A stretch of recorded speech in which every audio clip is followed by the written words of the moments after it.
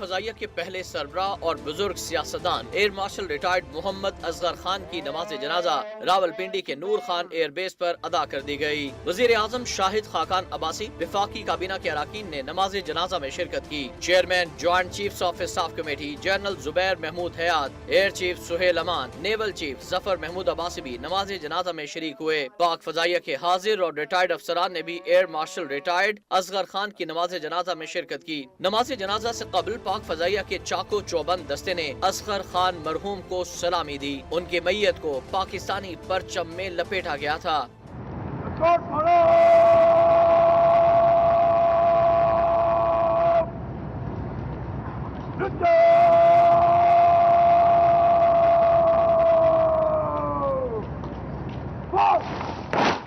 Air marshal retired Asghar Khan کے جسد خاکی کو ہیلی کاپٹر کے ذریعے ان کے آبائی شہر ایبٹ آباد منتقل کر دیا گیا، جہاں نواں شہر کے آبائی قبرستان میں ان کی تدفین کی جائے گی۔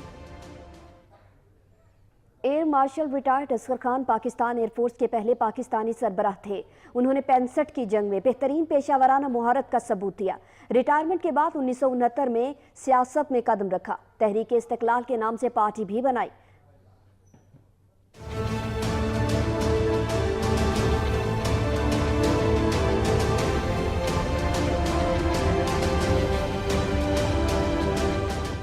Air marshal retired Asghar Khan پاک فضائیہ کے پہلے کمانڈر ان چیف ہونے کا اعزاز بھی حاصل ہے۔ Air marshal retired Asghar Khan نے 1941 میں انڈین ایئر فورس میں شمولیت اختیار کی۔ 1944 میں برما میں بطور فلائٹ کمانڈر خدمات انجام دی۔ 1945 میں اسکواڈرن لیڈر بنائے گئے۔ 1947 میں فلائنگ ٹریننگ اسکول امبالہ میں چیف فلائنگ انسٹرکٹر مقرر ہوئے۔ 1949 میں آپریشنل پاکستان ایئر فورس کی کمان سنبھالی۔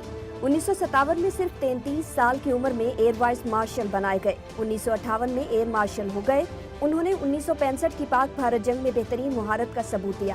ریٹائرمنٹ کے بعد 1969 میں سیاست میں قدم رکھا اور تحریک استقلال کے نام سے پارٹی بنائی۔ ذوالفقار بھٹو کے عہد میں حزب اختلاف میں رہے۔ اصغر خان کو ہلال قائد اعظم اور ہلال پاکستان کے اعزازات سے نوازا گیا، لیکن بعد میں انہوں نے یہ اعزازات واپس کر دیے تھے۔